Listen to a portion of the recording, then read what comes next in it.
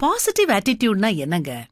நீங்க எந்த சூழ்நிலையிலையும் சிரிச்சுக்கிட்டே இருந்தீங்கன்னா, நீங்க நேர்மறை ஆற்றலோட இருக்கீங்கன்னு அர்த்தம். நன்றியுணர்வு எப்போதும் இருந்தா பாசிட்டிவ் எனர்ஜி உங்கள சூழ்ந்திருக்கும்.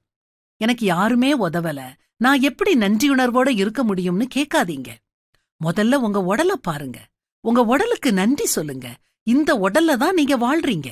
அதுக்கு நன்றி சொல்லுங்க. இந்த உடல் பூமிக்கு கொண்டு வந்தவங்களுக்கு நன்றி சொல்லுங்க. உங்களுக்கு ஏதாவது சூழ்நிலையில உதவுனவங்கள நினைச்சு பாருங்க. அவங்களுக்கு நன்றி சொல்லுங்க. சாப்பிடும்போது நன்றியுணர்வோட சாப்பிடுங்க. அந்த உணவுல ஆயிரக்கணக்கானவங்களோட உழைப்பு இருக்குது. விதைத்தவன், உழுதவன், அறுவடை செய்தவன், விற்பனையாளன், சமைத்தவன், இப்படி சொல்லிக்கிட்டே போகலாம்.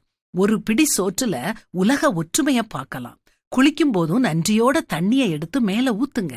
ட்ரெஸ் போடும்போது, கால்ல செருப்பு மாட்டும் போது நன்றியுணர்வோட இருங்க. பொதுவா இந்த மாதிரி வேலை செய்யும் போது நமக்கே தெரியாம மனசு அலபாஞ்சுகிட்டு இருக்கும். எதையாவது நினைச்சு எரிச்சல் பட்டுக்கிட்டு இருப்போம், அல்லது யார்கிட்டயாவது வேண்டாத பேச்சு பேசிக்கிட்டு இருப்போம். இப்படி விழிப்போட நன்றியுணர்வோட செய்யும் போது நேர்மறை ஆற்றல் நம்மள ஆட்கொள்ளும்.